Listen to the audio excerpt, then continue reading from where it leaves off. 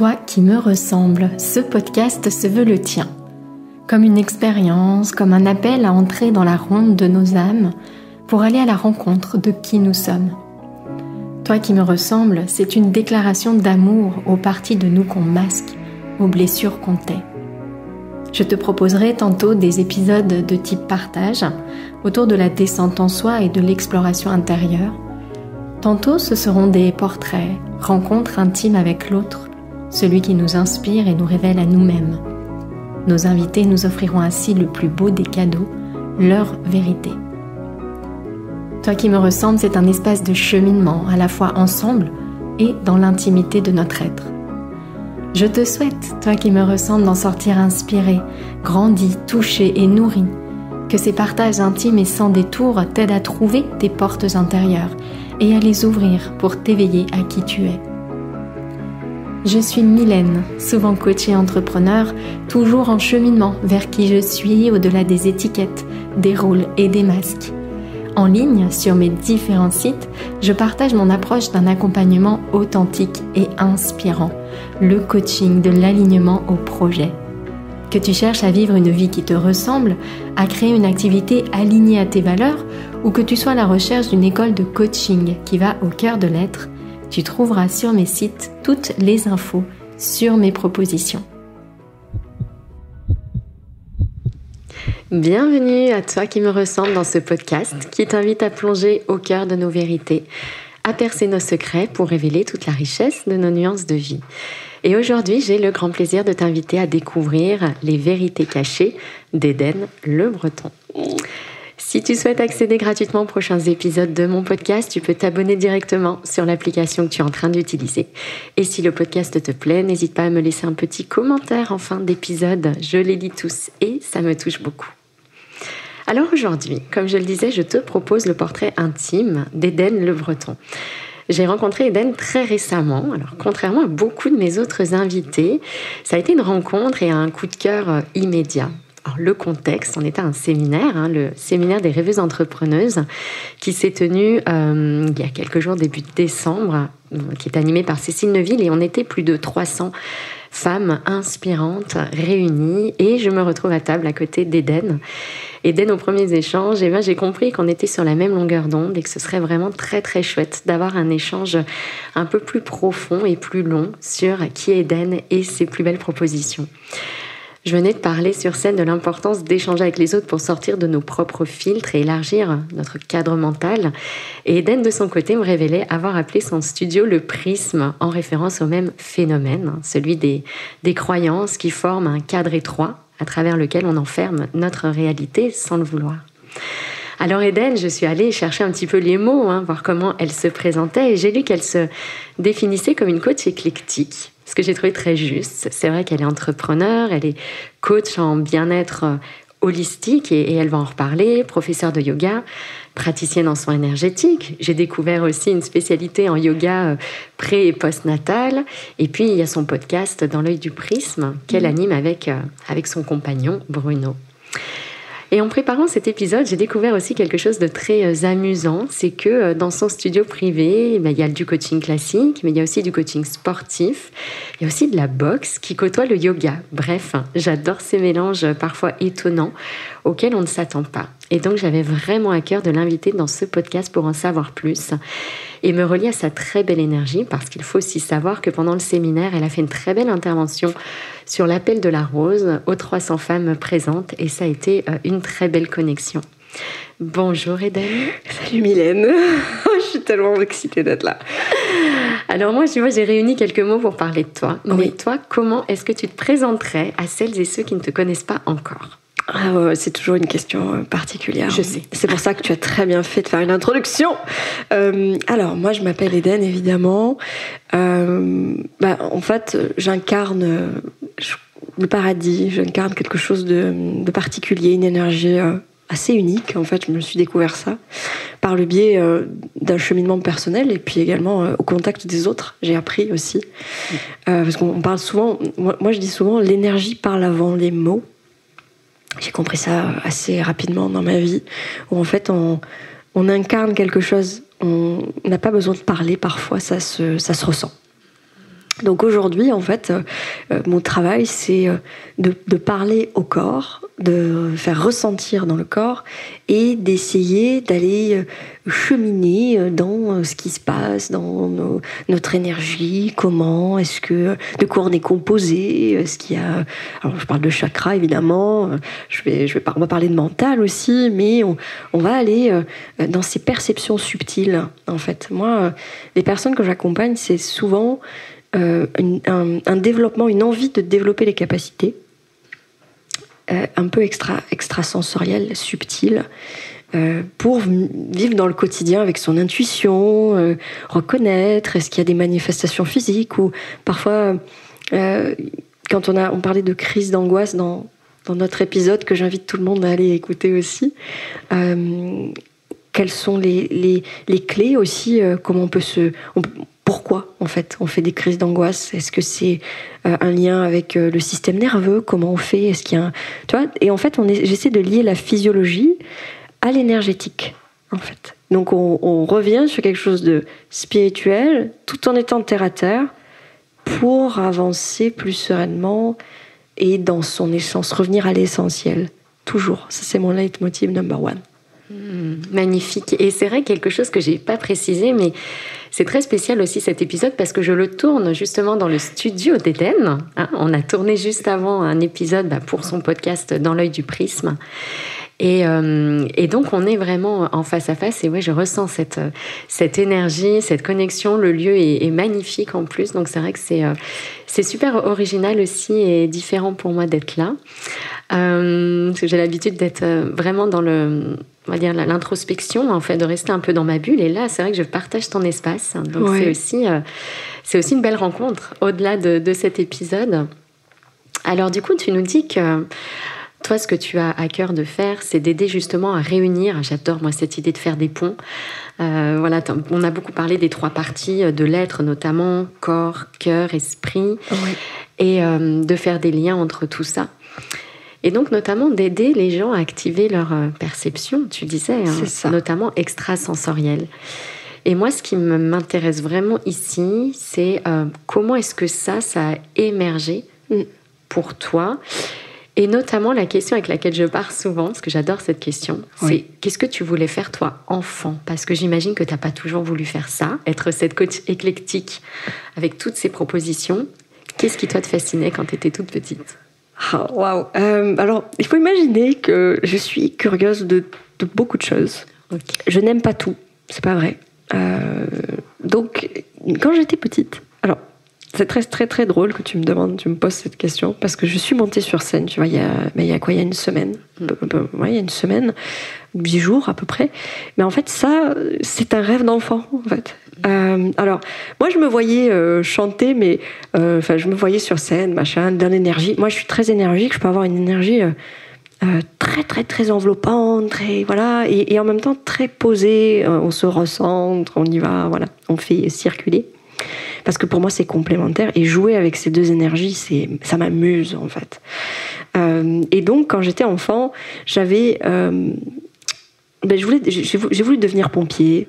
J'ai voulu... Alors, voilà, c'est pas fait. Enfin, voilà. Donc, j'avais cette envie d'aider l'autre, déjà. Mais j'avais cette envie d'aider l'autre, mais j'oubliais qu'il fallait que je m'aide moi-même d'abord, quand j'étais enfant. Donc, j'avais cet esprit de...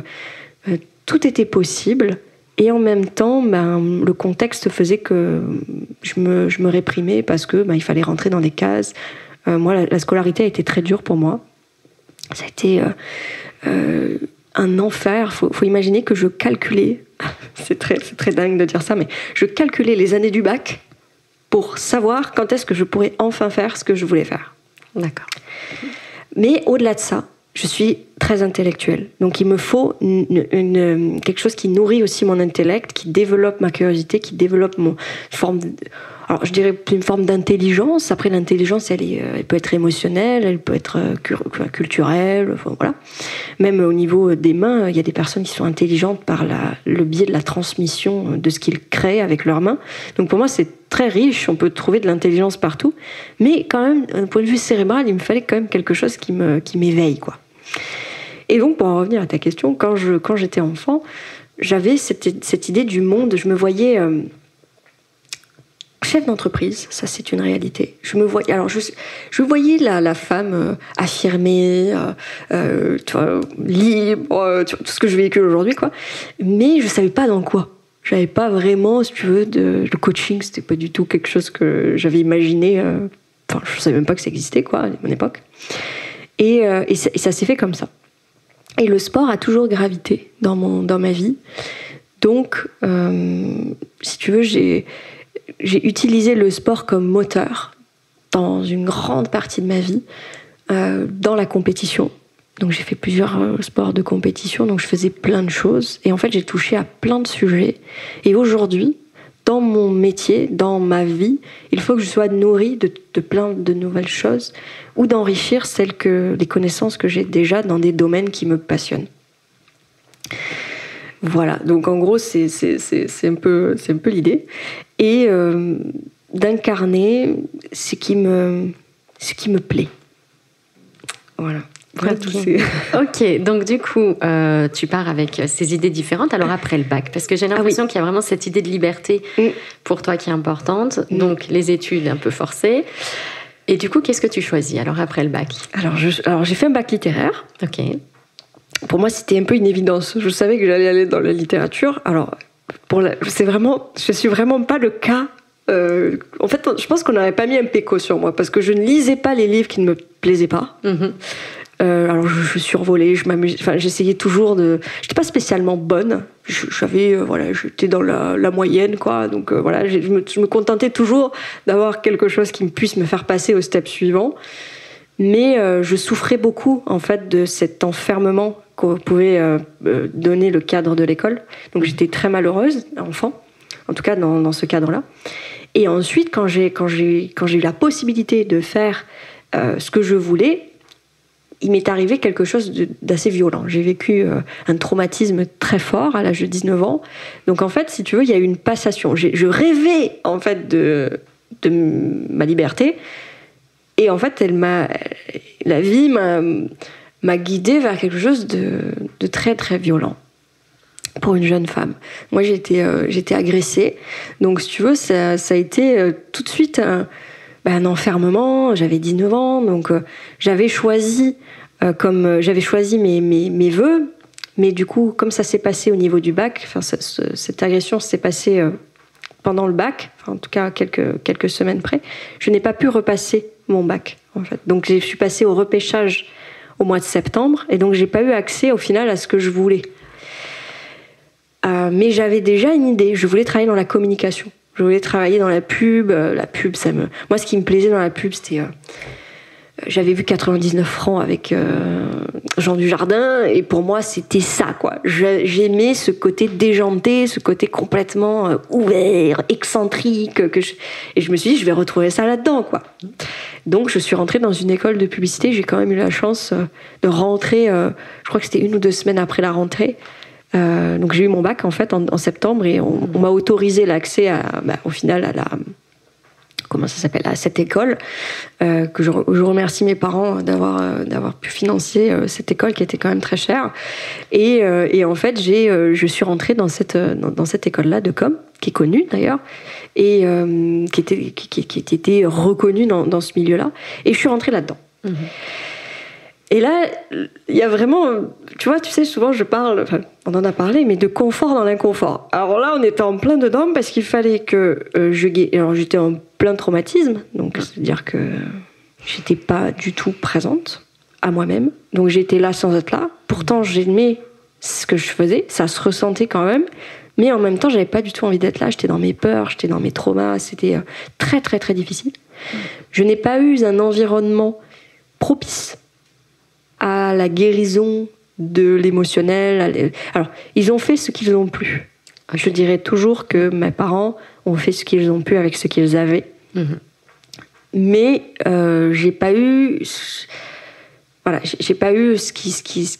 dont j'avais besoin. Je pense que j'avais peut-être du mal à exprimer à l'époque ce dont j'avais besoin aussi. Donc je me remets aussi dans la responsabilité de cette situation-là.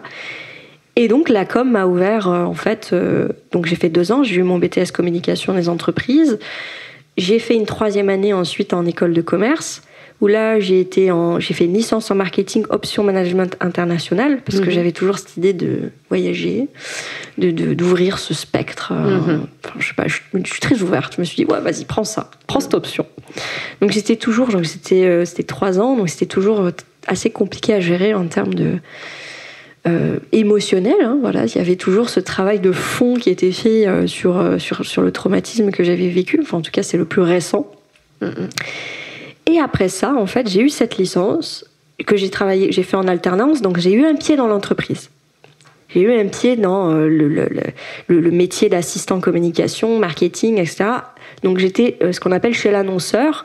Donc je n'étais pas en agence. Moi, je voulais aller en agence, c'était ma vision, mon objectif, mais je voulais absolument faire ce job, avoir ce diplôme. Donc j'ai accepté un contrat dans une entreprise chez l'annonceur dans un secteur communication. Après ça, donc j'ai eu mon diplôme. Après ça, je suis partie vivre à l'étranger pendant un peu moins d'1 année, où là j'ai travaillé bénévolement dans ce qu'on appelle des charity shops. Donc j'étais en Angleterre et donc c'était des programmes Erasmus, et donc j'étais partie, j'avais fait un stage intensif d'anglais parce que je n'ai jamais appris l'anglais à l'école, j'ai réellement appris l'anglais au contact des Anglais en Angleterre. Normal. Voilà. Je n'ai jamais pu parler anglais devant un prof comme ça, c'était très compliqué. Mais alors quand j'étais dans le bain, j'étais comme un petit poisson, quoi. Et donc je suis partie à l'étranger, j'ai travaillé à l'étranger, je suis revenue en France, j'ai cherché du travail dans la communication. Et le sport faisait toujours partie de mon quotidien, parce que je me suis mis au sport après quelques années après ce traumatisme. J'avais eu une pause de sport suite à ce trauma, etc. Et en fait, le sport a toujours gravité. Et je me suis dit, mais tiens, est-ce que je ne ferais pas quelque chose dans le sport ? J'aime transmettre, et puis le sport, c'est quelque chose qui me plaît. Est-ce que je ne peux pas me former là-dedans ? Donc avec Bruno, à l'époque, on faisait du sport ensemble, et donc on s'est formés tous les deux au diplôme de coach, qui ensuite m'amènera aujourd'hui à exercer le métier que je fais, et à ouvrir le studio que j'ai ouvert, sans le savoir. Mais je savais que j'avais ma vision, on avait tous les deux ce truc. Et donc j'ai fait ce diplôme-là, ce BP, donc ce diplôme d'État, qui me permettait d'exercer le métier de coach sportif contre rémunération. C'est la loi en France. On est pour ça, c'est assez réformé. Et donc j'ai passé ce diplôme. Et là, donc il y a eu le Covid. Enfin, entre-temps, il y a eu le Covid. Donc il y a eu plein de choses. Il y a eu le fait que j'ai passé ce diplôme pendant 1 an. Donc on arrive en 2018-2019. Non, même pas. Alors attends, c'était en 2017 ça. Ensuite, on arrive en 2018. Je pars en Angleterre après mon diplôme. Voilà, après mon diplôme d'État. 2019, je reviens. Je cherche du travail dans la com, parce que c'était beaucoup plus facile J'avais pas envie de travailler en salle de sport. Ça m'énervait. Moi, j'aimais En fait, je pense que j'ai fait ce métier pour être un peu auto-entrepreneur, tu vois, un peu. La liberté. Ouais. Ça m'a toujours suivi, ce truc. Mais je m'étais dit, je peux pas vivre de ça. Et j'ai mon premier métier. J'ai une grille de salaire qui est plus élevée. J'ai plus d'expérience. Ouais. Donc, en fait, j'avais fait le choix rationnel. Voilà. Et donc, pas le choix du cœur, évidemment. Et donc j'ai trouvé une entreprise, j'étais chef de projet, j'ai travaillé dans la pub, machin, voilà. Et le Covid est arrivé. Et là, licenciement économique. D'accord. Donc j'étais chef de projet junior à l'époque, j'avais 24 ans, donc j'étais jeune.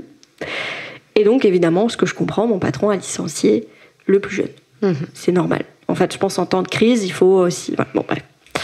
Et là, il y a eu un truc qui s'est passé. On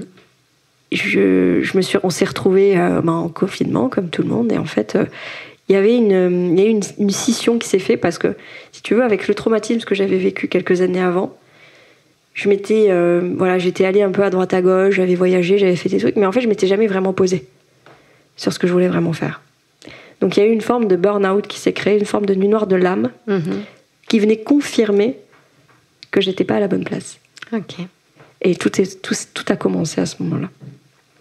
Et alors, comment est-ce que tu en es arrivée justement à cette proposition que tu as pu nous faire, l'appel de la rose? Ouais. Comment est-ce que tu en es arrivée à cette notion de perception extrasensorielle? C'est vrai que pour moi, le monde de la pub, de la com, on est très loin de cette spiritualité, de cette forme d'ouverture, de subtilité. Ouais. Alors, comment est-ce que ça a cheminé pour toi? En fait, j'ai toujours été consciente qu'il y avait de l'invisible. Ok. Pour moi, il y avait ce que l'on voulait voir et ce qu'on ne pouvait pas voir, ou ce que certaines personnes pouvaient ressentir. Wow. Et des fois, je pouvais parler de choses qui se ressentaient, mais que les gens ne pouvaient pas voir. Donc, si tu veux, j'étais déjà dans un environnement où je savais que j'étais plus connectée aux émotions des autres. Des fois celles des autres, des fois aux miennes. Donc des fois, au début, ça a été très compliqué de savoir ce qui m'appartenait, ce qui m'appartenait pas. Mais depuis toujours, depuis enfant, Ouais. D'accord, ok. Ouais. Alors c'est amusant parce que c'est tellement une évidence pour toi que du coup, tu n'en as pas forcément parlé quand tu parlais de l'enfance. Ce qui est fou, c'est que pour moi, ça me paraît vraiment, tu vois, hyper intriguant, hyper interpellant de ressentir des choses comme ça. Donc ça faisait vraiment partie pour toi du décor. Je voyais des choses quand j'étais petite, okay. Tu vois, mais comme j'avais pas cet environnement, c'est pas grave, hein, j'ai pas pu développer ça, et du coup je l'ai coupé. Ok. Tu vois. Donc c'est revenu, c'était là, mais c'est venu, c'était en ce qu'on appelle en sous-marin un peu, tu vois, c'était bloqué en fait un peu. Donc il fallait moi que j'aille débloquer ça. Mais j'avais cette perception de l'énergie. Si je mets mes mains comme ça, je sens qu'il y a quelque chose, tu vois. Donc j'avais ce truc-là, mais j'ai pas eu de guide, si tu veux. J'ai pas eu quelqu'un qui m'a dit, bon, bah tiens, je peux te guider, je peux te parler de ça. Non, ça s'est fait vraiment. Mais donc tu avais conscience que c'était quand même quelque chose de particulier que tout le monde n'avait pas? Ah oui, ça c'est sûr. Oui, tu t'en es rendu compte. Ah oui, ça c'est sûr. D'ailleurs, je me disais, mais qu'est-ce qui va pas chez moi, quoi? Oui. Tu vois. Même dans ma famille,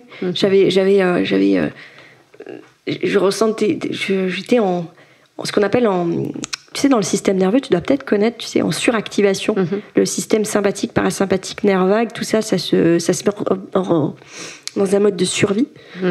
Et ce mode de survie, en fait, c'était mon mode préféré enfin, c'était le mode dans lequel j'étais en sécurité, en fait, alors que pas du tout. D'accord. Et donc, c'est ce qui me permettait de capter aussi plus, on va dire, intensément les autres, les environnements, parce que moi je sens les pièces, les personnes. Des fois ça peut aller, je vois quand je guide des méditations, je peux voir, guider en temps réel ce que la personne est en train de voir. D'accord. Donc tu vois, c'est très, même pour moi qui finalement des fois est un peu, je suis quand même cartésienne en fait, hein, je suis pragmatique. Du coup des fois ça me fait toujours, je souris toujours en fait de ça. Pour moi, ça fait partie de moi, mais je me dis, ah ouais. Et puis quand les gens me disent, tu sais, quand tu disais la pyramide dans la méditation, je la voyais, enfin, j'étais devant, avant que tu le dises, ou quelques secondes avant. Et du coup, pour moi, c'est une forme de magie. J'ai été dotée un peu de cette forme de magie, mais pour moi, c'était tellement pas possible de vivre de ça, c'était tellement pas convenable, c'était tellement pas normal de parler de ça, enfin, je veux dire... que du coup j'ai choisi pour mes parents, pour plaire, pour être dans le cadre. Et en fait la liberté que je cherchais, je me l'interdisais, quoi. Ok, comment du coup ça a cheminé tout ça? Parce que donc on en était au coaching sportif, au fait que tu n'avais pas envie de salle, tu as envie de cette liberté, et c'est vrai que je sens que c'est très présent. Oui. Et du coup alors ces pouvoirs magiques, on va appeler ça comme ça, tu vois, qui sont là, comment ça a cheminé pour toi?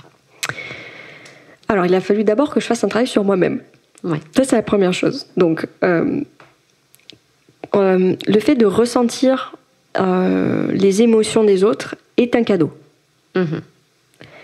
Par contre, ce qui est important, c'est de savoir si ça m'appartient ou si ça ne m'appartient pas. Mais ça, c'est un travail que j'ai dû faire moi-même. Donc, j'ai dû aller regarder qu'est-ce qui était juste pour moi.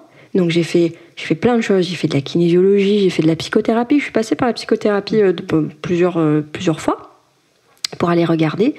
J'ai fait de l'énergétique, j'ai fait du travail transgénérationnel, j'ai fait du travail sur la mémoire cellulaire. Donc tout ça, ça fait plusieurs années, ça fait du coup plus de 5 ans finalement, même plus, parce que ça a commencé... quand je suis revenue d'Angleterre, je sentais déjà qu'il y avait une dissociation en fait. Quand j'étais en Angleterre, j'étais dans mon truc.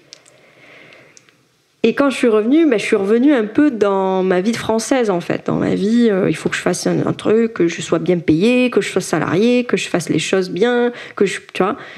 Mais il y avait quelque chose de dissonant parce que je ne pouvais pas finalement être moi-même pleinement. Et je disais souvent, d'ailleurs, mes collègues, j'en ai encore qui me suivent aujourd'hui, qui ont vu cette évolution-là, et je leur disais souvent, putain, mais j'ai l'impression que je suis pas à ma place ici. Mais je ne bougeais pas. J'étais dans mes peurs.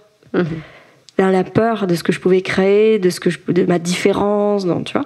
Et donc tout ce travail d'abord d'acceptation de qui j'étais, de mon essence, donc de l'appel de la féminité sacrée aussi, ça a été un appel pour moi, j'ai été appelée. D'où mon agression, toutes ces choses-là, ça a révélé en fait l'extrême de la souffrance, de la violence que peut subir un être humain d'un point de vue physique, émotionnel, mental. Et là, après, j'ai pris le contre-pied et je suis allée regarder ça et je suis allée le transcender. Et le féminin sacré, l'essence de la rose, l'essentiel, a émané en fait comme une rose naturellement de cette boue, en fait, tu vois, que j'avais vécu. Donc c'est venu comme ça. Et après, ça a été des enchaînements. En fait, j'ai toujours été au bon endroit, au bon moment, en fait, dans ma vie, je crois. Ok. C'est quelque chose dont on a parlé et c'est vrai que là, je trouve que c'est chouette de le redire. Hein. C'est vraiment l'idée que ces moments de souffrance, en fait. Voilà. Donc, toi, tu parlais de cette agression que tu as vécue. Et puis, chacune va vivre ses propres épreuves de vie. Oui. C'est vrai qu'on peut les voir comme des erreurs sur notre chemin et donc essayer de les enfouir, de les oublier, de passer à autre chose. On dit souvent quelque chose comme ça. Et j'ai vraiment le sentiment, moi, qu'il y a une autre voie qui est celle plutôt d'essayer de, pas dire transcender quelque part ces épreuves, en se disant que finalement, peut-être, la vie... Moi, je me dis peut-être, c'est une hypothèse parmi d'autres, mais à nous de choisir celle qui nous convient le mieux. Peut-être que la vie nous offre ce dont on a besoin en réalité, que ces épreuves ne sont pas le pur fruit du hasard, mais que, quelque part, c'était quelque chose qu'on avait besoin d'identifier en soi. Un moteur peut-être dont on avait besoin pour aller explorer quelque chose. Alors voilà, là peut-être dans ton cas, c'est cette féminité sacrée. Oui. Peut-être qui est revenue là. C'est aussi sûrement la puissance, la rose aussi dont tu parlais. J'imagine que c'est ce qui a éclos pour toi et ça a été pour toi finalement un moteur. Tu vois, donc on pourrait le voir comme une erreur, quelque chose qu'on a envie d'oublier, ou alors on peut en faire une force quelque part pour soi, dans son chemin de vie, et utiliser ça comme point zéro d'une croissance individuelle, intérieure. Et je trouve que c'est très beau, du coup, d'avoir écouté cet appel et d'avoir su faire le lien aussi entre les deux. Ouais. Je trouve que remettre, en fait, un petit peu redonner leur place à nos failles et puis à nos épreuves, je trouve que c'est une belle façon aussi d'avancer et de retrouver de l'énergie aussi et de la souveraineté. Ouais. Ça, c'est très très beau comme terme, ça me parle beaucoup. Ouais, mais c'est ça en fait. Je trouve que en tant que femme, on a un devoir qui est, un devoir, mais c'est pas un devoir, tu vois, comme à l'école là. Non, un devoir on est des vecteurs d'amour inconditionnel. On porte en nous la vie. Tu vois, on a cette capacité d'aimer sans condition. Inconditionnel, c'est aimer sans condition. C'est je t'aime pas parce que tu es comme ça. Je t'aime parce que tu es. ES. Et non pas parce que tu fais. Tu vois. Et moi, c'est tout le chemin de mon enfance, même en lien avec cette agression. Même. En fait, j'apprends aux femmes aujourd'hui à se dire qu'elles sont très puissantes. En fait, on a plus peur, même moi, je suis passée par là et je passe encore par là sur des steps, j'ai plus peur de briller que d'être sombre, en fait. Tu vois parce qu'il y a plein de peurs qui embarquent, il y a plein de choses. Mais on parle de transcender, et pour moi, le transcender, c'est le processus d'alchimie qui arrive, en fait. Et dont la femme est, pour moi, l'homme aussi, attention. Pour moi, je suis avec un homme qui est absolument extraordinaire, qui arrive ça fait 10 ans, donc il a vécu tout ce chemin avec moi. Aujourd'hui, je vois qui il est, il voit qui je suis. Mais la femme a cette capacité de vivre ses cycles et d'être renaître comme un phénix, mais puissance 1000, quoi. Et moi, j'aime ça. J'aime voir les femmes comme ça, quand je les récupère ou qu'elles sont là, qu'elles ont besoin d'aller dans un niveau de profondeur plus grand. Je les vois fleurir, en fait. Et c'est pour ça que j'ai fait un parallèle avec mon prénom, en fait, Eden.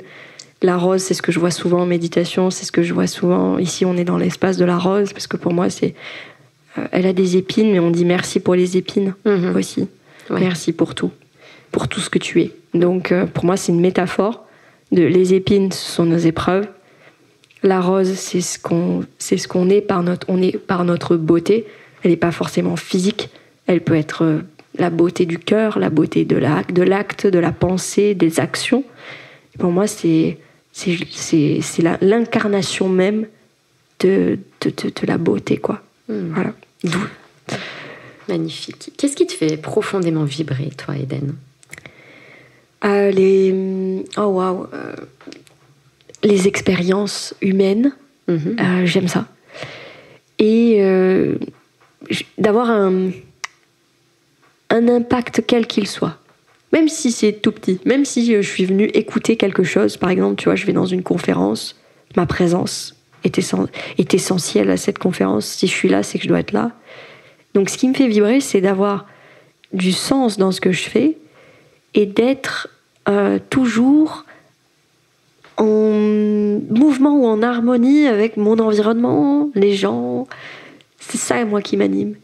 Et je dirais que la poésie, mettre un peu plus de poésie, d'élégance, tu vois, dans les choses, ça me passionne, moi, ça me fait vibrer. Dans la façon de parler, d'amener les choses. Voilà, ça, moi, ça me plaît, quoi. C'est original, ça. La poésie, de l'élégance. Ouais. Je trouve ça très chouette. Ouais. Ok. Et tu dirais que le moment, on a parlé d'épreuves déjà, mais le moment le plus magique de ta vie, pour toi, c'était quoi jusqu'ici ? Ta jeune vie ? Ma jeune vie. Ah, d'accord. Alors, mon entreprise. Ouais. Mon entreprise, c'est l'incarnation de ce que je suis capable de faire finalement aussi. Alors, je m'identifie pas spécialement à ce que je fais, même si quand on est coach, il y a quand même une part de mon histoire derrière, une part de mes expériences. J'essaie au maximum de me détacher pour amener de la valeur. Mais ce qui a marqué, on va dire, ma vie, c'est mon entreprise. Est-ce qu'il y a un moment particulier pour toi qui est vraiment, qui symbolise cette osmose, cette harmonie dont tu parlais et l'instant cette valeur? Aujourd'hui, maintenant, tout de suite. C'est chaque instant. J'arrive pas. Souvent on me demande, tu sais, moi aussi je fais du développement personnel, si on peut appeler ça comme ça. On me dit alors dans 5 ans, machin, ou alors dans 3 semaines. En fait, je suis toujours incapable. Imagine, c'était ma question suivante. Non, c'est pas le cas. On est sauvés. Bon, ça va. Après, je peux répondre. J'ai toujours des. En fait, j'adore moi ces questions justement de vision. Mais oui, où est-ce qu'on se voit ? Moi j'ai une vision. Mais est-ce que ça va se matérialiser comme ça ? Est-ce que tu vois, moi ce que je veux, c'est je sais ce que je veux faire, mais je sais pas comment ça va se présenter. Ouais. Tu vois, plus ça.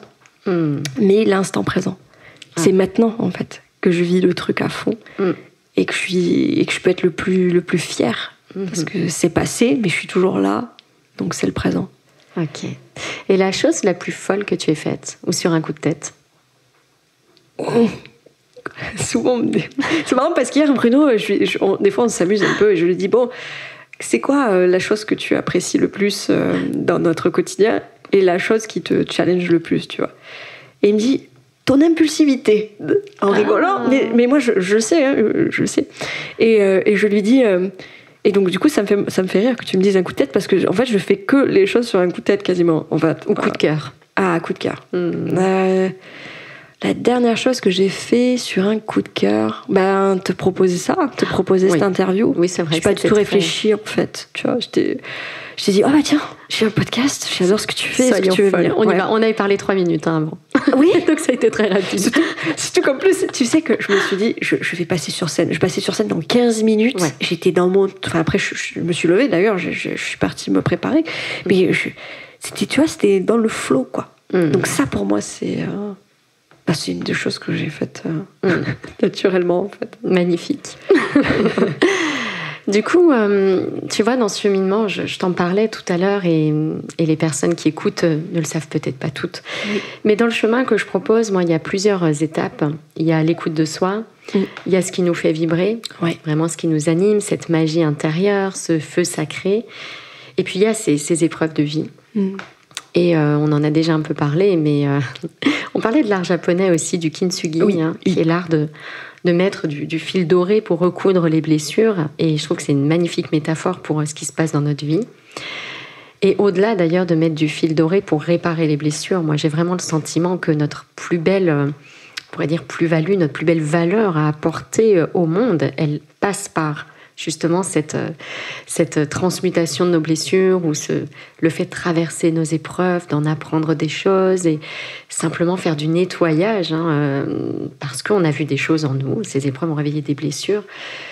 Bon, je te repose la question quand même si je pense que tu y as répondu, mais quel est le plus grand défi de ta vie pour toi ?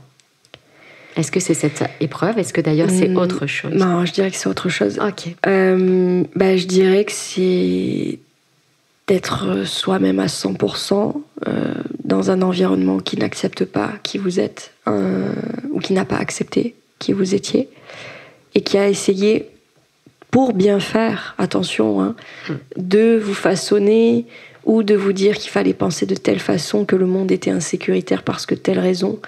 Tout ça, pour moi, ça n'incombe pas des personnes, mais ça incombe une société, une façon de penser, des mémoires transgénérationnelles, des lignées.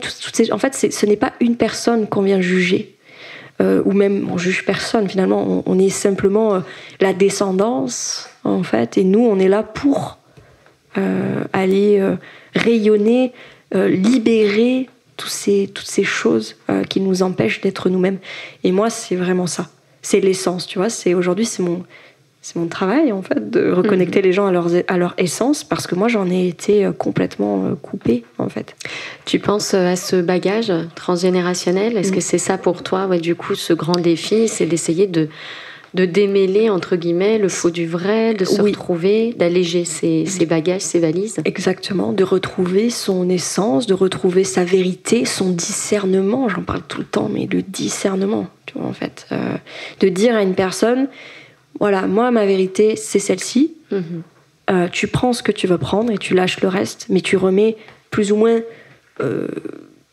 toujours finalement en question, est-ce que ça me parle ça ? Non, ça me parle pas. Est-ce que j'ai envie de le faire ? Est-ce que j'ai pas... Et en fait, d'être constamment connecté à ses besoins et ses désirs par le biais en fait de ce discernement, de ce discernement, mais qui émane en fait de la confiance en soi, l'estime de soi, la valorisation, l'amour de soi. J'en parle très souvent, mais c'est ça. Et donc qui sont en lien avec quoi ? Avec l'essence, ce qui on est profondément.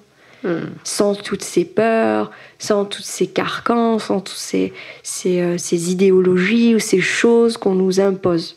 Et donc c'est la liberté de penser aussi.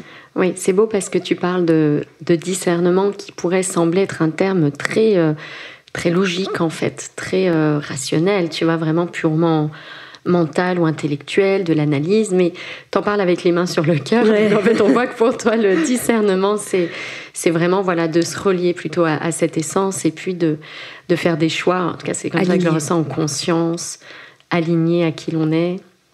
Et je fais le lien d'ailleurs avec ton activité, le prisme.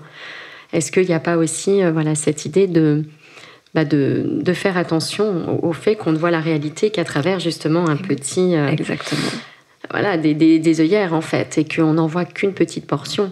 Absolument. Et c'est les autres, c'est nos expériences passées peut-être, c'est tout ce bagage en fait qu'on ajoute et qui nous empêche d'être pleinement libres finalement au quotidien. C'est un poids énorme qu'on porte sur nous. Oui, tout à fait. Mais exactement. Mais le prisme, ça a été une évidence, une révélation. Tu vois, tu m'as demandé un coup de cœur. Ah ouais. Ça, tu vois, ce genre de choses. Pareil, dans l'œil du prisme, bon, Bruno a été d'accord, évidemment.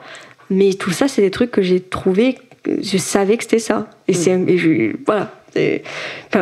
Donc, si tu veux, je me dis, si je reviens dans ta vision, et c'était la vision de cet espace-là, c'est que quand on regarde, quand on met un prisme à la lumière, ça se reflète, et plusieurs faisceaux, et l'arc-en-ciel se projette, et c'est toutes les possibilités qu'on a de voir une situation, qu'on a de voir une croyance aussi. Et en fait, des fois, on est tellement dans le mental, tu vois, on parlait d'identification du mental, on est tellement dans se persuader que c'est ça, qu'on en oublie qu'il est possible qu'une autre possibilité, qu'une autre vision, qu'une autre façon de percevoir la chose soit possible. Oui, et parfois même, on s'en rend même pas compte. Absolument. Qu'on a cette façon de voir les choses. On croit juste que c'est les choses en l'état, et on se rend pas compte que c'est juste une carte du monde et que c'est pas le monde. Exactement. Et d'où cette capacité à être en discernement avec soi-même. Je parle souvent d'alignement, mais c'est vraiment ça. C'est si j'ai fait des choix qui sont alignés à mon cœur, à mon âme, à mon énergie. Tu m'as posé la question sur vibrer. C'est comme ça que tu le sais. Hein. Moi, souvent, j'ai fait du human design un peu, j'ai fait tout ça, j'ai travaillé tout ça, je me suis passionnée aussi un peu de ça. Alors, je l'enseigne pas du tout, mais j'ai étudié. Je suis un générateur manifesteur type 1-3 avec, du coup, une réponse sacrale. Donc, c'est-à-dire que c'est très simple. Soit c'est un oui tout de suite, mais un vrai oui, un oui comme ça, soit c'est non. Et non, ça veut pas dire que c'est pour toujours, mais c'est un non temporaire. C'est non pour moi. Okay. Et en fait, maintenant, je me dis, naturellement, pose-toi la question. Si ce oui vient naturellement, c'est que c'est OK, c'est que c'est bon, c'est là. Si ça vient pas, c'est que c'est juste non pour l'instant. Et c'est une forme de respect de toi que de dire non. Et c'est là toute la subtilité entre les peurs qui embarquent. Parce que, tu vois, quand on a peur, eh ben, on va s'empêcher d'eux. Mais si on est conscient un peu de ce mécanisme de peur dans lequel on se met, hop, on va pouvoir être dans un processus de libération, et ce processus de libération, il va nous emmener vers l'élévation, en fait. Donc tout est interconnecté, tout le temps, en permanence. Et ça, c'est un truc que j'utilise sur moi, que je peux enseigner aussi par le biais du ressenti, parce qu'un oui, ça se ressent, dans le ventre notamment, dans le cœur, dans l'énergie. Et ça, tout ça, ça se travaille. Est-ce que tu peux nous donner justement un petit exemple, parce que je sais qu'il y a beaucoup de femmes qui nous écoutent et qui sont coupées justement de leur ressenti et qui n'arrivent plus à identifier en fait si ce qu'elles aiment et ce qu'elles font, elles aiment et elles font parce qu'on leur a dit d'aimer et de faire, ou si vraiment c'est elles et leur essence. Donc comment est-ce qu'on arrive à identifier le vrai du faux? Sur quel axe toi particulier tu vas travailler, ou de quelle façon? Alors, déjà, quand on ne sait pas discerner le vrai du faux, c'est qu'il y a une déconnexion avec le corps. Première étape. Première étape, c'est la reconnexion avec un corps. Souvent, nous les femmes, on a des complexes, on a des choses, des injonctions. Donc déjà, le premier travail, ça va être de venir rentrer en relation avec ce corps-là qui nous parle, de relancer finalement ce ressenti. C'est très simple, hein, c'est des exercices, ça passe par la respiration, ça passe par les mouvements lents, ralentir, je le dis souvent. Souvent on a du mal, on vient faire, on est là, hop, une posture, deuxième posture. Non, on prend le temps de respirer entre chaque posture, par exemple. Et la première étape, c'est la reconnexion à son corps. Parce que dans le corps, en fait, on va avoir des réponses, comme je disais. Des réponses dans le ventre, notamment, tu vois, quand c'est viscéral. Les émotions, elles se logent où ? Dans le ventre, la digestion des choses. Et bien, très souvent, ça peut se réveiller dans le ventre. Ça peut, il peut y avoir une montée d'adrénaline pour une réponse, en fait. On sait que c'est là, quoi.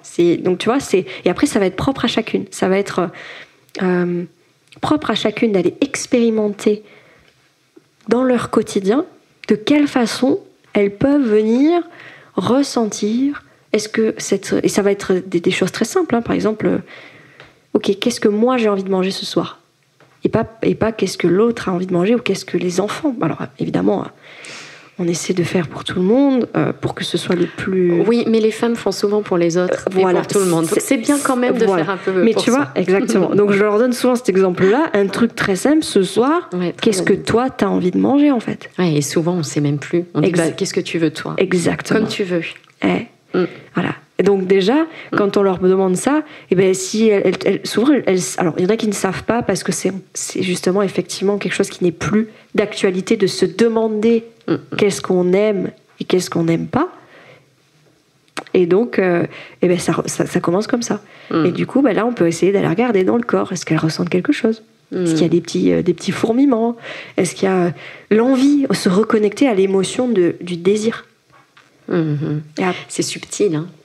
C'est subtil. Quand on est prise dans le flot des pensées, des émotions et qu'on subit un petit peu les choses et on dit qu'on a 65 000 pensées par jour ou plus, enfin, c'est vrai que c'est subtil. Là, à un moment donné, il va falloir cultiver une écoute de soi, faire du calme, du silence, de l'espace pour pouvoir identifier ça et écouter ça.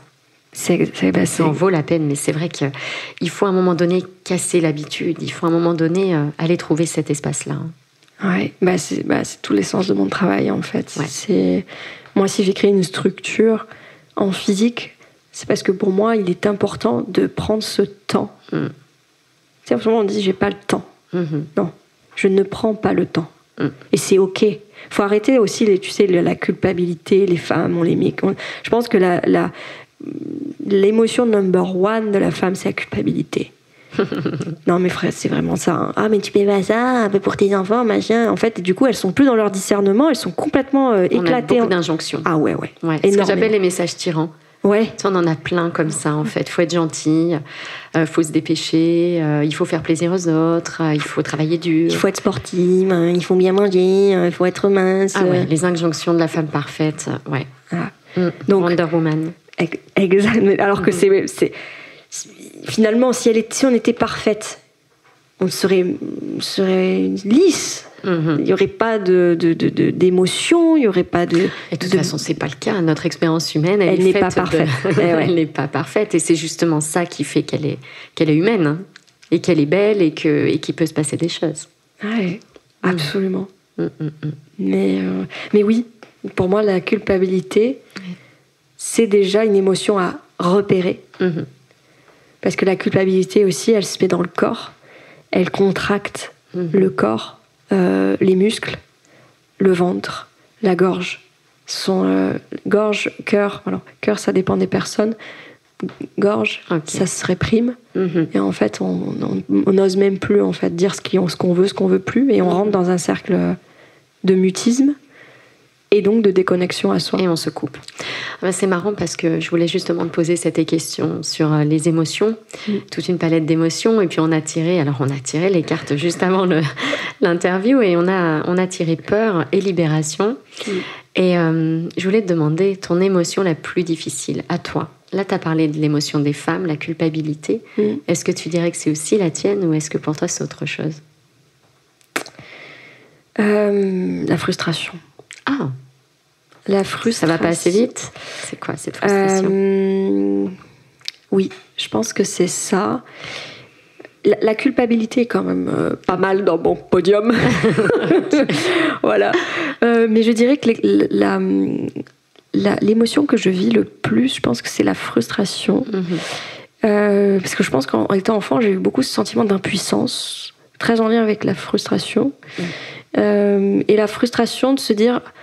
moi, j'ai pris les émotions de ma mère pour éviter que, comme c'était très dur pour elle, j'ai pris tout ce que je pouvais prendre, Et du coup, finalement, elle n'allait jamais bien. Donc, j'ai été frustrée très vite, très jeune, pendant très longtemps. Et du coup, c'est une forme de sentiment d'impuissance, de culpabilité aussi de ne pas pouvoir l'aider. Donc, voilà, elle est comme elle est, encore une fois. Hein. Et en fait, même adulte, des fois, j'aimerais que ça aille plus vite, j'aimerais que que des fois les personnes, j'aimerais qu'elles avancent plus vite, leur dire mais regarde ce qu'il y a, ça, il y a ça, il y a ça. Et en fait non, ça m'apprend juste à ralentir, à accepter et à être dans la compassion. Alors moi j'ai pas de problème d'empathie, vraiment pas. On avait compris. Mais des fois je me dis soit c'est le juste timing, ma sagesse reprend le dessus et me dit ok, comment tu... D'ailleurs, c'est un exercice très... Je ne sais pas si tu le fais toi, mais moi, je me dis, ok, Eden, frustration, très bien, je vis de la frustration, pas de problème. Comment est-ce que tu peux être dans la satisfaction ? Donc, je prends l'émotion opposée. Et je me dis, ok, comment là, actuellement, je peux mettre plus de satisfaction dans la situation que je suis en train de vivre, maintenant. Et en fait, du coup, alors ça se fait pas comme ça, mais des fois, dans l'heure qui vient, en fait, je reviens dans un état de satisfaction, donc je rechange mon énergie, je rechange ma vibration, parce que tout ça, c'est subtil, et je me mets dans une autre vibration, et du coup, ça me permet de voir la situation, justement, sous un autre angle, ou l'accompagnement, ou le truc que je suis en train de vivre, ou ce qui m'a frustré, d'un autre angle. Et du coup, ça me fait avancer plus vite. Bien sûr. Donc, je me redrive un peu. Ouais, je te redrive toute seule. Ouais, voilà. Okay. On est notre propre coach, aussi. Ouais. Okay. Pour moi. La dernière fois que tu as pleuré, c'était quand ? C'était ce week-end. C'était ce week-end. C'était samedi. C'était samedi. Et tu vas me demander pourquoi.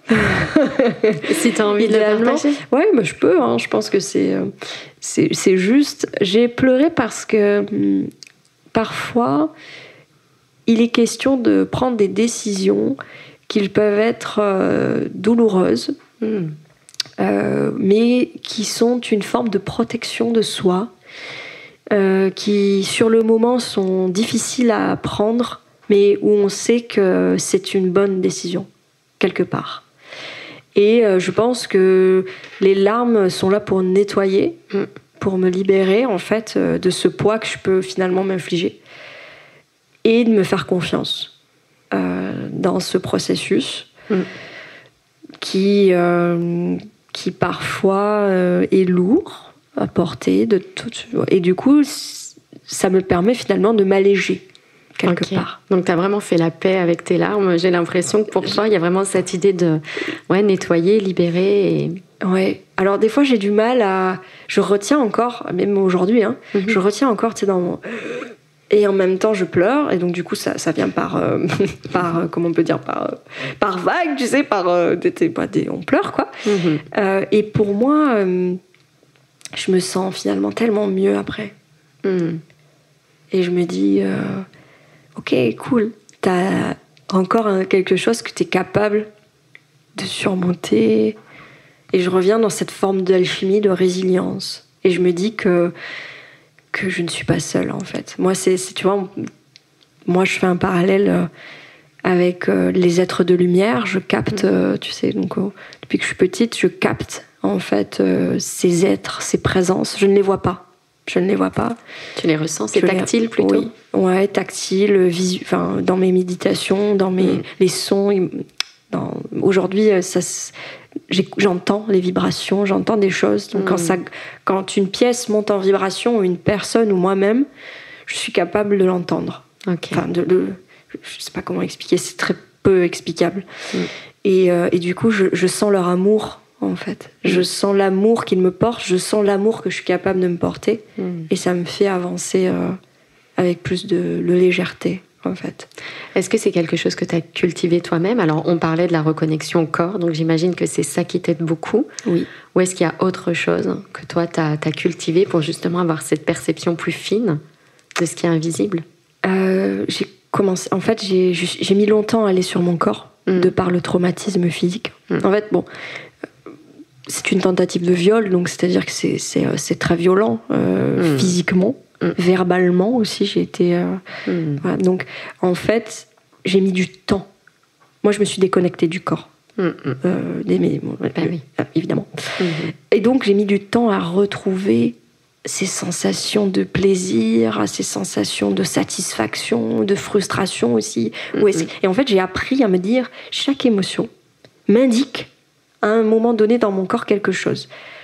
Des fois, je le bloque encore, parce que c'est trop fort. Mais c'est plutôt ce processus-là qui me vient. Et après, dans ce qu'on appelle les chakras, les centres énergétiques, je suis capable de sentir, même chez quelqu'un d'autre, où est-ce que ça s'est bloqué. Et des fois, ne serait-ce que ma présence peut débloquer un chakra ou quelque chose. Voilà. Donc, je suis pas obligée de parler ni de faire, mais des fois, simplement ma présence. Oui, c'est ce que tu disais au début, que les choses passent dans l'invisible, au-delà même des mots, il y a déjà des choses qui sont transmises. Exactement. Et donc, reconnexion au corps pour pas ces raisons, mais ces ressentis-là. Voilà. Ok. Merci pour ce partage. Je sais que c'est intime et personnel, donc merci beaucoup. Et en même temps, c'est vrai que moi, j'accompagne les femmes en priorité depuis 9 ans. Et je sais que beaucoup de femmes traversent des violences verbales, psychologiques, également physiques. Et je sais à quel point ça peut déconnecter aussi du corps. C'est parfois un chemin de reconstruction, de reconnexion. Donc voilà, c'est quelque chose qui me touche beaucoup. Et parce que je sais aussi que beaucoup sont concernés, beaucoup ne le disent pas et certaines le disent. Donc voilà, ça ouvre toujours des portes en fait quand on ose dire les choses. Donc je trouve que c'est très important d'en parler. Merci. Et du coup, ma dernière question, tu vois, je te parlais des piliers un petit peu. Donc là, on était sur ce que j'appelle le pilier 3, ces zones d'ombre et les accueillir. Puis le 4e pilier, pour moi, c'est celui de l'action incarnée.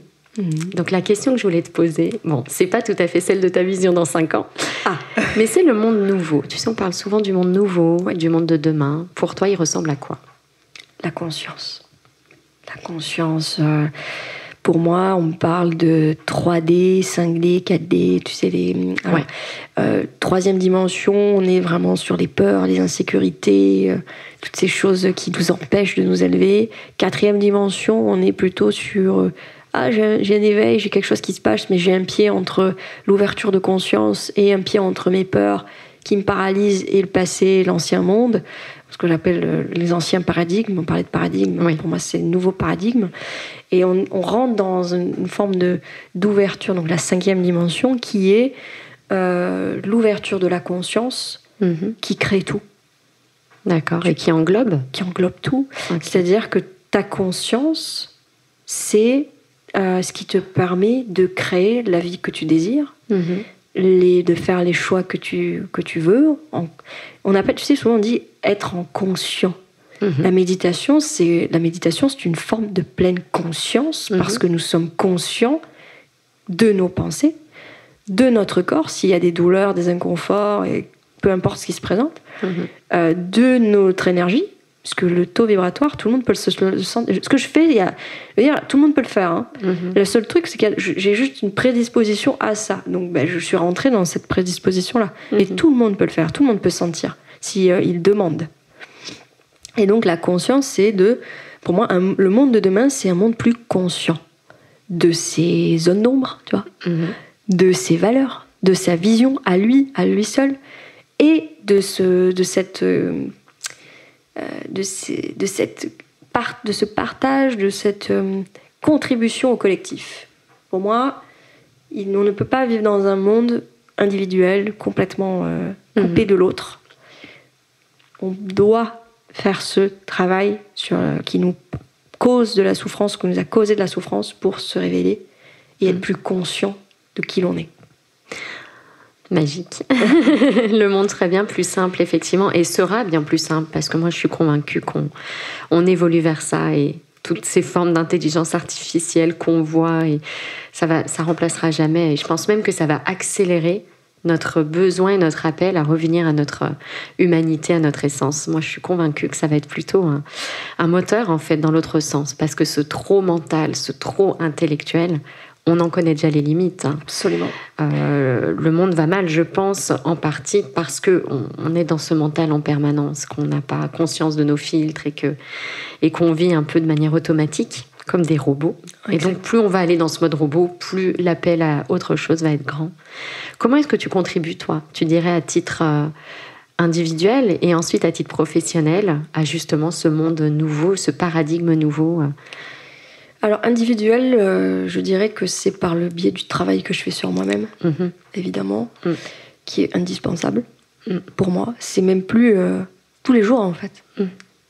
dans mes actes. C'est un état d'être. Ouais, exactement. Ben oui. C'est plus une pratique en fait. Pas du tout. Un ouais, état d'être. C'est exactement. C'est rentré. Tu vois, ce matin, je me suis levée, j'ai fait des mouvements sur mon corps, j'ai réveillé en douceur, j'ai fait une activation énergétique. Tu vois, ça dure 5 minutes, hein, mais mon énergie change. Mes ressentis, mon ouverture, mon aura est complètement différente. Et pour moi, mais ça, c'est un travail que tout le monde devrait faire. Écouter les émotions, les relâcher. Ça, c'est des choses qu'on devrait faire. Et à titre individuel, je dirais prendre soin de moi. Ouais. D'abord, pour pouvoir contribuer à un niveau auprès de gens que je côtoie tous les jours. Tu vois, toi, par exemple, j'essaie de contribuer au maximum de ce que je suis capable de donner dans cet instant-là avec ce que j'ai. Et à mes clients, et dans le domaine professionnel, ça va être aujourd'hui de répandre en fait cette vision-là par le biais des conférences, par le biais de ce podcast, par le biais des coachings, par le biais des projets que je vais pouvoir mettre en place. Qu'est-ce qu'il y a par exemple comme projet? Allez, on approche de 2025. Alors, en projet, j'ai envie de créer quelque chose qui va réunir plusieurs femmes. Ok. Dans des domaines très différents, mais très complémentaires, dans lesquels on va ensemble contribuer à quelque chose de plus grand. C'est-à-dire, alors je vois ça sous format peut-être de conférences, sous format éventuellement de séminaire peut-être, mais quelque chose d'un peu moins formel, dans lequel il sera possible d'avoir accès à un panel de possibilités pour un travail sur soi, mais une contribution du coup aussi collective. Okay. Donc j'ai cette vision-là.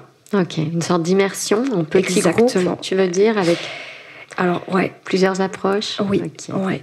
Essayer de capitaliser des approches différentes, mais dans une même vision, vers l'évolution de conscience.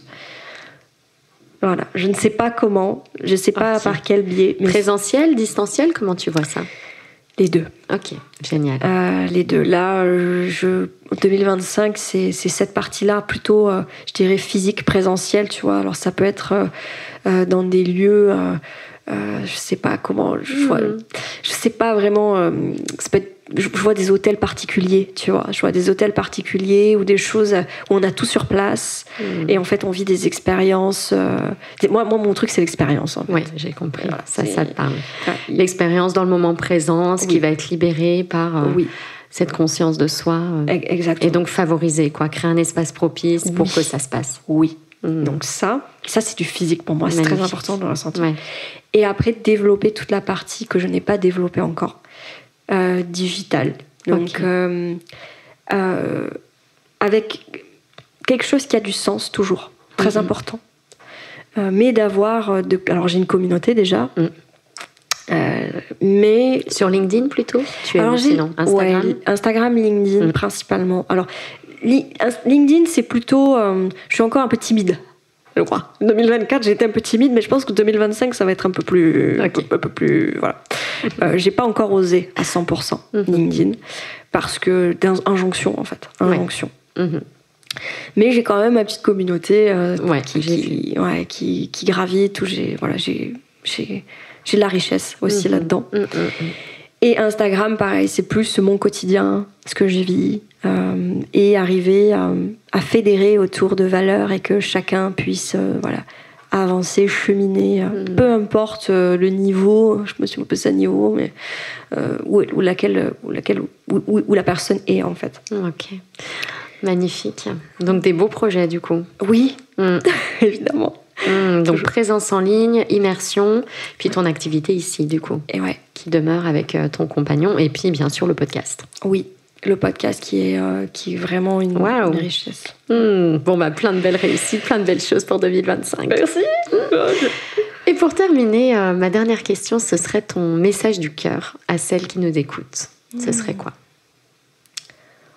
D'être qui elles sont, d'oser. En fait, on n'ose pas à 100%. Là, je l'ai dit il y a quelques secondes, tu vois. Pourtant, je suis dans je suis dans l'action. Mais on a toujours des choses, bien sûr, à libérer. Hein. C'est ce qu'on se disait. C'est pas parce qu'on est nous-mêmes en accompagnement des autres qu'on n'a plus rien à faire. Le chemin, c'est à chaque instant. La vie nous offre tous les jours des nouveaux challenges. Ouais, voilà. C'est d'oser.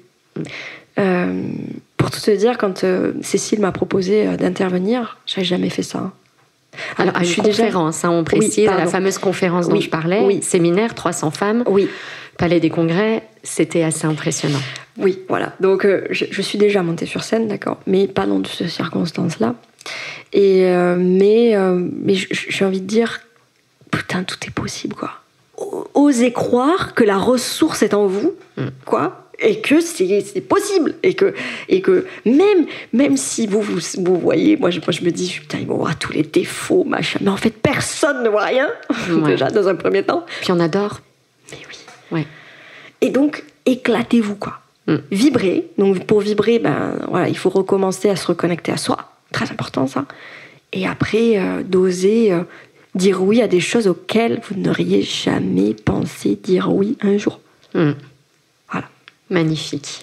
Merveilleux message du cœur. Un très très grand merci Eden pour ta présence et cette belle dose d'inspiration que tu nous envoies. Voilà, c'était vraiment magnifique. J'espère que ça vous a beaucoup plu, que ça vous a donné envie d'oser. Et je pense que peut-être c'est ce qui ressort vraiment pour moi, c'est cette reconnexion au corps. Je sens qu'il y a vraiment une justesse et je connais aussi les femmes qui écoutent ce podcast et je sais qu'il y a beaucoup de déconnexions. Il y a eu beaucoup d'épreuves de vie autour de ça, de ce féminin qui a été bafoué, qui a été abîmé parfois. Et il n'est pas question d'opposer hommes et femmes, on est bien d'accord. On est tous les deux des énergies, un mélange des énergies féminines et masculines. Mais en tout cas, moi je sens à quel point, et c'est aussi pour ça que j'accompagne les femmes depuis 9 ans, à quel point le féminin doit reprendre sa place. On a besoin de retrouver un équilibre qui a été rompu en fait depuis des années. Donc pour moi ça c'est vraiment très très puissant aussi comme message. Mais ça passe par nous en fait. Parce que comme on a été bafoué, il n'est plus question de se taire. Non. Il est question de guérir, donc de prendre conscience pour libérer et donc guérir et donc élever. Mais ça, c'est notre responsabilité. On a été assez éteinte, ouais. Alors que notre pouvoir est extrême. D'ailleurs, la question... moi, j'ai pas la réponse, d'accord ?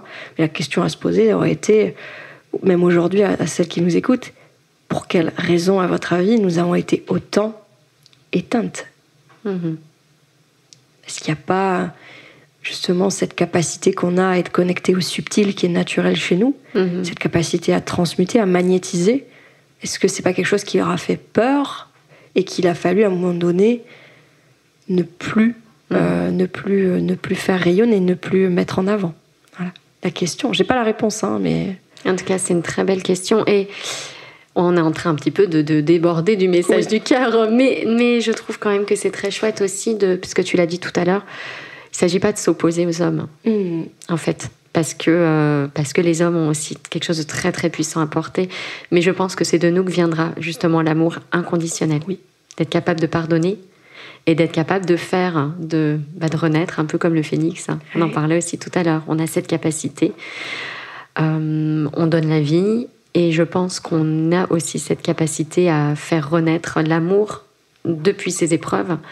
Mais voilà, c'est peut-être aussi ça notre message pour conclure. Ouais, j'adore. Moi aussi. Merci beaucoup Eden d'avoir été là. Merci à toi pour cette invitation aussi également. Et puis de m'avoir accueillie dans ton studio. C'était vraiment une belle expérience, c'était très chouette pour moi. Et merci à toutes qui écoutez ce podcast. J'espère qu'il vous a plu. À très très bientôt. Si tu entends ce message, c'est que tu as écouté l'épisode jusqu'au bout. Et pour cela, je te dis un grand merci. J'espère que cet épisode t'a inspiré, touché, nourri. Si c'est le cas, n'hésite pas à partager ce podcast autour de toi avec le hashtag Toi qui me ressemble. Et si tu souhaites écouter d'autres épisodes inspirants, tu peux t'abonner directement au podcast sur la plateforme que tu utilises. À très bientôt dans un prochain épisode Toi qui me ressemble.